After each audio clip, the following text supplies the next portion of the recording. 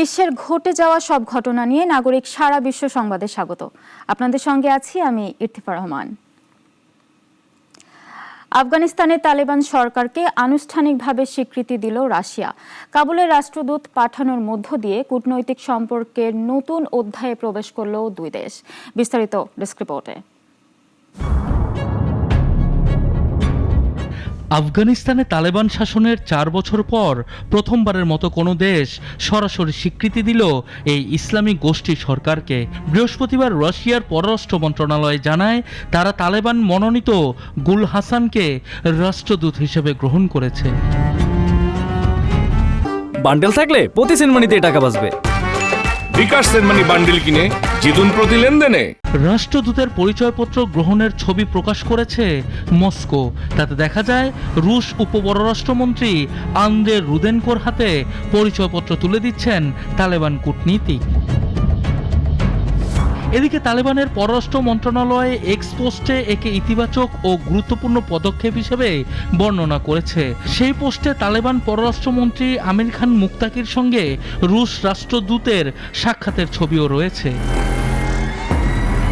1989 সালে আফগান যুদ্ধ থেকে সেনা প্রত্যাহারের পর এবারই প্রথম তালেবান নেতৃত্বাধীন আফগানিস্তানের সঙ্গে এমন ঘনিষ্ঠ সম্পর্ক দেখাচ্ছে মস্কো। 2021 সালে মার্কিন সেনা প্রত্যাহারের পর রাশিয়া আফগানিস্তানে কূটনৈতিক উপস্থিতি বজায় রেখেছিল। চলতি বছর তালেবানকে সন্ত্রাসী সংগঠন তকমা থেকেও সরিয়ে নেয় দেশটি। রাশিয়া জানিয়েছে জ্বালানি, অবকাঠামো, পরিবহন ও কৃষি খাতে দুই দেশের মধ্যে বাণিজ্যিক সম্ভাবনা রয়েছে। আঞ্চলিক নিরাপত্তা, সন্ত্রাসবাদ ও মাদক বিরোধেও সহযোগিতা বাড়াবে তারা।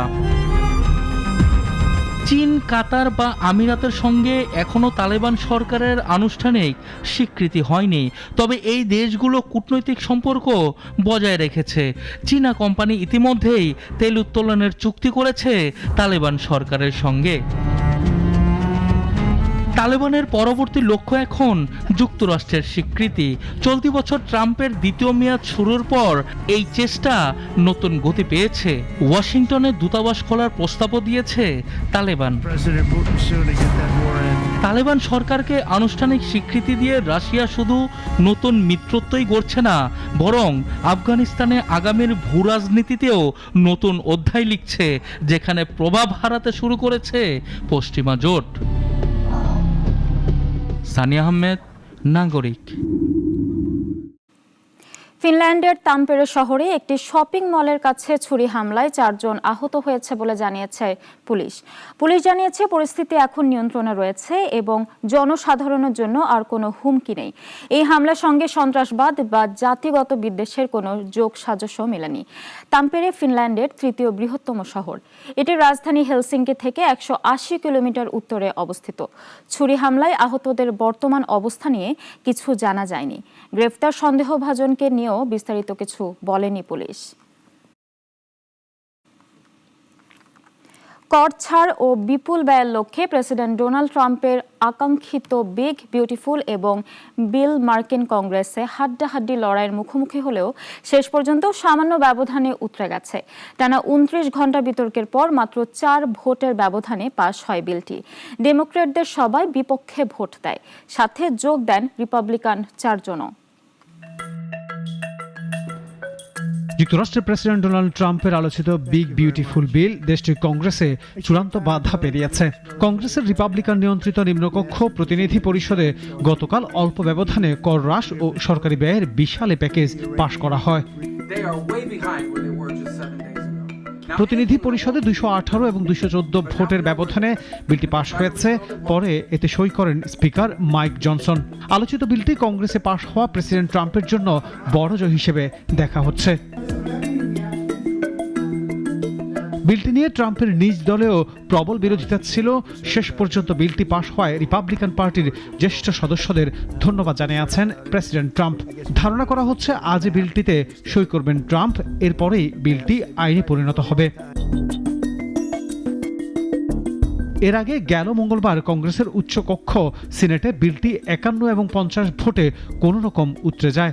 বিলের পক্ষে বিপক্ষে সমান ভোট পড়ায় মার্কিন ভাইস প্রেসিডেন্ট জেডি ভান্স টাই ভেঙে বিলের পক্ষে ভোট দেন। বিলটির বিপক্ষে ভোট দেয়া ডেমোক্র্যাটদের ৪৭ সদস্যের সঙ্গে ৩ জন রিপাবলিকানও যোগ দেন। এই বিলে কর কমানো, সামাজিক নিরাপত্তা কর্মসূচিতে বরাদ্দ কমানো, সেনাবাহিনীর সক্ষমতা বাড়ানো ও অভিবাসন নিয়ন্ত্রণে খরচ বাড়ানোর কথা বলা হয়েছে। এই বিলে কম আয়ের মার্কিন নাগরিকদের জন্য মেডিকেইড নামের স্বাস্থ্য কর্মসূচি ও খাদ্য সহায়তা কর্মসূচির খরচ থেকে প্রায় ৯৩,০০০ কোটি ডলার কাটছাটের কথা বলা হয়েছে। এতে লাখ লাখ আমেরিকান স্বাস্থ্য বিমার বাইরে চলে যাবেন বলেও ধারণা করছেন বিশ্লেষকরা। ডেস্ক রিপোর্ট, নাগরিক।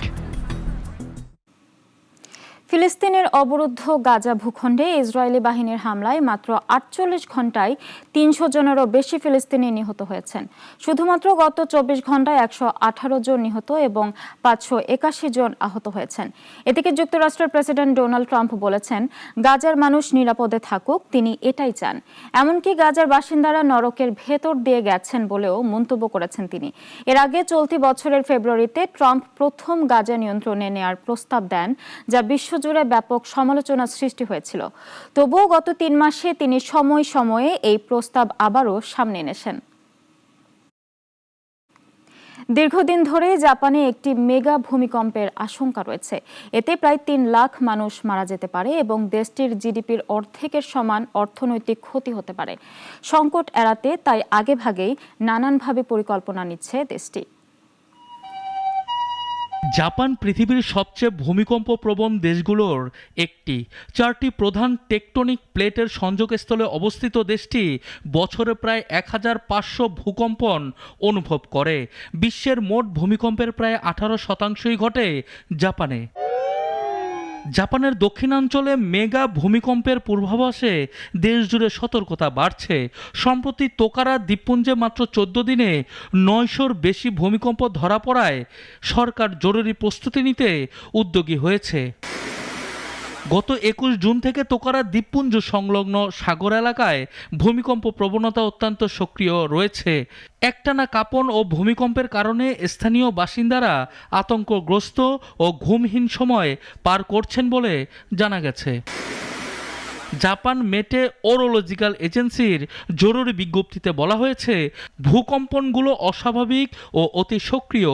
জাপানে 2023 সালের সেপ্টেম্বরে 346টি ভূমিকম্প হয়েছিল, যা তা প্রায় 3 গুণ বেড়ে গেছে। তবে মেগা ভূমিকম্পের সম্ভাবনা আরও ভয়াবহ। জাপান কর্তৃপক্ষ বলছে, পরবর্তী 30 বছরে নানকাই ট্রাফে বড় ভূমিকম্পের আশঙ্কা 75 থেকে 82%।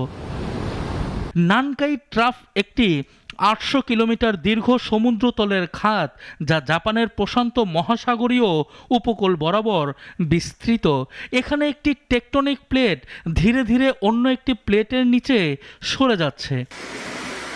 জাপানের সর্বশেষ বড় ভূমিকম্পটি হয়েছিল 1946 সালে। একটি মেগা ভূমিকম্প এবং পরবর্তী সুনামির ফলে প্রায় 2,98,000 মানুষের মৃত্যু হতে পারে এবং ক্ষয়ক্ষতির পরিমাণ $2 ট্রিলিয়ন পর্যন্ত পৌঁছাতে পারে। 2024 সালে জাপান একটি প্রস্তুতি পরিকল্পনা প্রকাশ করে, যার লক্ষ্য ছিল মৃত্যুহার 80% পর্যন্ত কমানো। তবে জানা গেছে, এখন পর্যন্ত গৃহীত পদক্ষেপগুলো শুধু মৃত্যুর সংখ্যা 20% পর্যন্ত হ্রাস করতে সক্ষম হবে। সানি আহমেদ, নাগরিক। বড় ধরনের দুর্যোগের কবলে পড়েছে ভারতের হিমাচল প্রদেশ। রাজ্যটিতে টানা বৃষ্টিপাত, আকস্মিক বন্যা ও ভূমিধসে কমপক্ষে 63 জনের মৃত্যু হয়েছে। চলমান এই দুর্যোগে সেখানে বড় ধরনের ক্ষয়ক্ষতি হয়েছে। এছাড়া রাজ্যটিতে 5 শতাধিক রাস্তা বন্ধ হয়ে গেছে। একই সঙ্গে বিদ্যুৎ ও পানির সংকটে পড়েছেন হাজার হাজার মানুষ।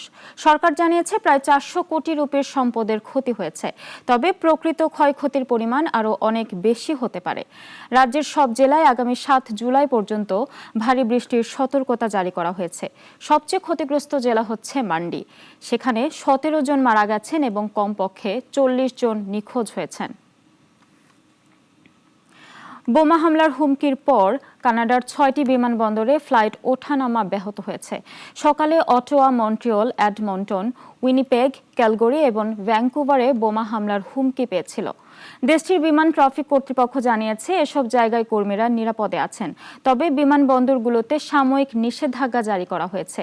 মার্কিন ফেডারেল এভিয়েশন অ্যাডমিনিস্ট্রেশন মন্ট্রিয়ল এবং অটোয়ার বিমানবন্দরগুলোতে সাময়িক নিষেধাজ্ঞা জারি করেছিল এবং সেটি নিউ ইয়র্ক সময় সকাল 7:40 দিকে আবার তুলেও নেওয়া হয়েছিল বলে জানিয়েছেন FAA এর একজন মুখপাত্র।